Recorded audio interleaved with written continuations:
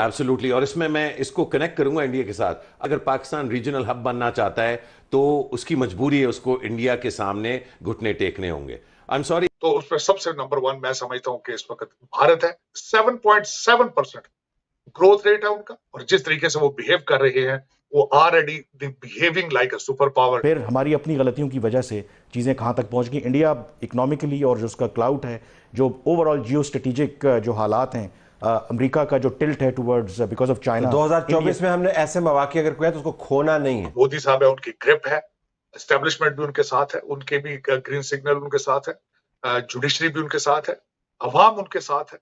तो इन सारी चीजों को अगर देखा जाए तो 2024 में जो विनर होगा वो भारत होगा। लेकिन अब हम बात कर रहे हैं एक और डील की, और India's Akasa mega deal.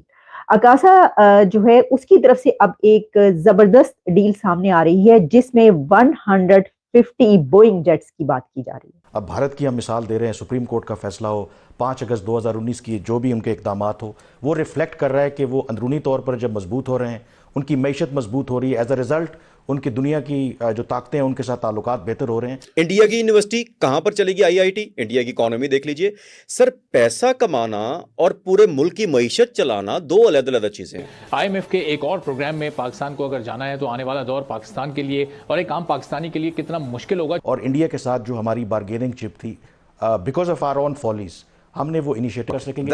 I believe we have to go for a strategic retreat।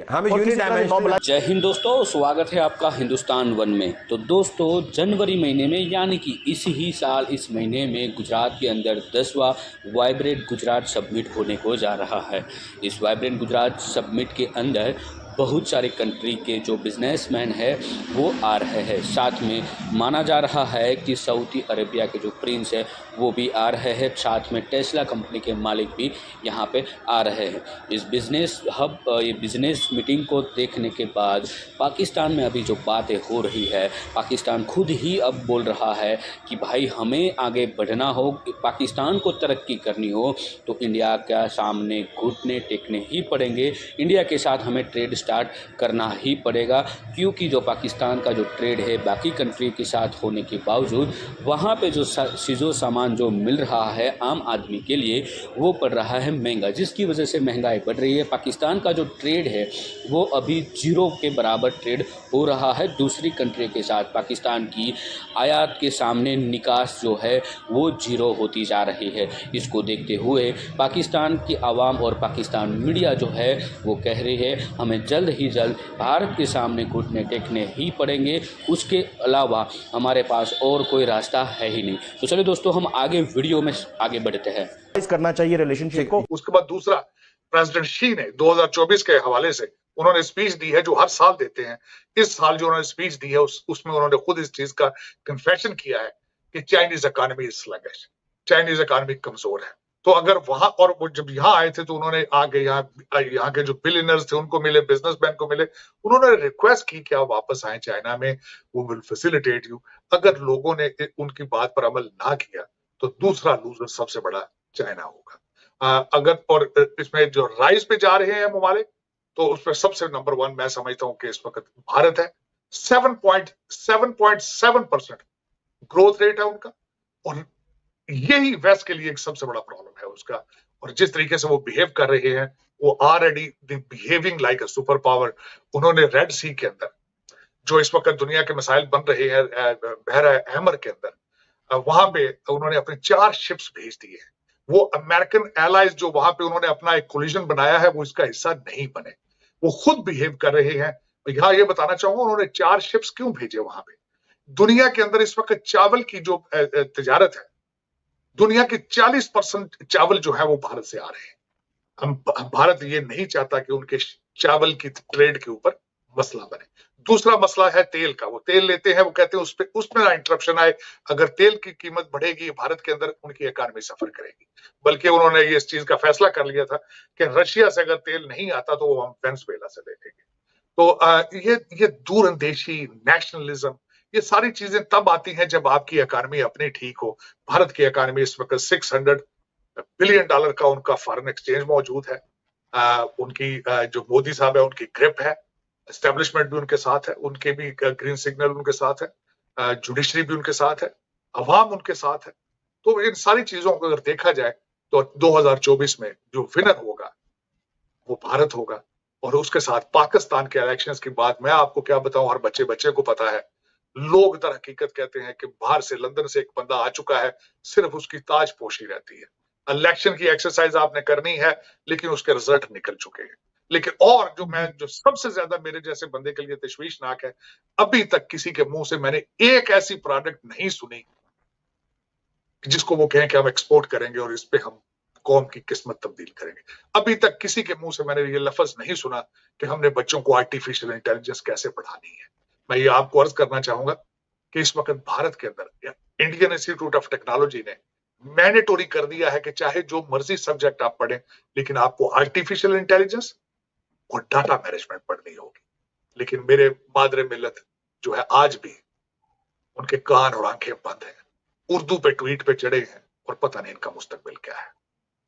Sajid साहब, आपको याद होगा कि 2 साल कबल 2 से 3 साल कबल की बात है कि जब पीटीआई की हुकूमत थी तो उन्होंने तमाम सिलेबस ज़रूर एक जैसा कर दिया था, लेकिन उर्दू को प्रायोरिटी में लेकर आए थे और बहुत सारी ऐसी बुक्स थी हमारी जो इंग्लिश में आ रही थी, जैसे कि इस्लामियात वगैरह थी और सोशियोलॉजी वगैरह थी। ये जो बच्चों को पढ़ाई जा रही थी, ये इंग्लिश में थी, लेकिन इन्होंने कन्वर्ट करके उसको भी उर्दू में कर दिया था। इसके ऊपर क्या कहेंगे आप? इसके ऊपर मैं सिर्फ ये कहूंगा कि जिन्होंने ये पॉलिसी बनाई थी और पीटीआई के जितने रहनुमा थे उनके सबके बच्चे लंदन पढ़ रहे हैं। ये अगर नहीं पता किसी को तो गूगल करके देख लें। उनकी आधी से ज्यादा कैबिनेट ब्रिटिश और अमेरिकन थी। उनकी सेहत पे क्या असर है, वो चाहे पश्तो में शुरू कर दें, चाहे बलोची में पढ़ाना शुरू कर दें, चाहे सिंधी में पढ़ाना शुरू कर दें, क्योंकि कौम के बच्चे तबाह होने हैं ना। तभी तो आज आपके मुल्क के अंदर एक भी इंग्लिश चैनल मौजूद नहीं है। इंग्लिश ट्वीट करें तो पूरी कौम के ऊपर से सबसे गुजर जाती है। हम देखते हैं कि ये बात अगर वो अफगानिस्तान के लिए पाकिस्तान कह सकता है, लेकिन इंडिया के लिए कभी ये बात नहीं कही जाती या नहीं कही गई। हालांकि टाइज अगर वहां से स्ट्रेंथन किए जाए, वहां से स्ट्रेट स्टार्ट की जाए, तो क्या वो ज्यादा इससे भी ज्यादा फायदेमंद नहीं होगा? और सर, ये सिर्फ बात यहीं तक नहीं रहती। इसकी वजह ये कि हम आप जानते हैं कि काकर साहब अक्सर औकात वो बोलते रहते हैं, आजकल कोई ना कोई ऐसी चीज निकलती रहती है। वो एक जगह बात कर रहे थे, प्रेस कॉन्फ्रेंस थी और उसमें असल में बलूचिस्तान के मसले पर बात कर रहे थे। तो उन्होंने उसके अंदर ये कहा कि आप ये जो लोग लड़ रहे हैं, ये कर रहे हैं, वो करते रहे। जो अब ये 71 का दौर नहीं है, ये 71 नहीं होगा, वो 9 महीने में हो गया, अब 20 साल हो गए, तो ऐसा कुछ नहीं हो सकता। तो क्या 71 में ही स्टक रहना, इस तरह की बातें करते रहना, 300 जंगें होंगी, हम करेंगे, इस तरह की बात करना, आप नहीं समझते कि ये वो दौर नहीं है? वो कहाँ पहुंच गए, हम अभी तक इसी में लगे हुए हैं। तो सर, क्या आप समझते हैं कि अफगानिस्तान के साथ अगर आप कहते हैं कि बात कर सकते हैं, तो इंडिया के साथ भी जो है आप बात कर सकते हैं? जी, पहली बात तो ये है कि जो काकड़ साहब मैटर नहीं करते, ना ही तो वो पॉलिटिकली उस तरह वेल प्लेस्ड हैं और ना ही कोई उनके पास इस तरह का मैंडेट है कि वो पाकिस्तान की इस तरह की जो लॉन्ग टर्म किस्म के इश्यूज हैं उन पे बात कर रहे हैं। तो ऑब्वियसली वो जो बात कर रहे हैं वो इम्पॉर्टेंट इसलिए है, डिस्पाइट दिस फैक्ट कि वो इंटाइटल नहीं है। उनकी इंटाइटलमेंट है इलेक्शन, जिसके बारे में वो मिस्टीरियसली साइलेंट हैं। जो पाकिस्तान की तारीख के बदतरीन इलेक्शन हो रहे हैं और जो इलेक्शन होने से 1 महीना पहले तक हर गैर जानबदार शख्स या ऑर्गेनाइजेशन उसको प्री पोल रिगिंग और धांधली ज़्यादा इलेक्शन जो है वो डिक्लेयर कर चुकी है, जिस तरह के आसार नज़र आते हैं। तो उस पे उनकी खामोशी है। लेकिन जिस चीज़ पे वो बोलते हैं वो बोली उनकी अपनी नहीं है, वो एस्टेब्लिशमेंट की बोली है।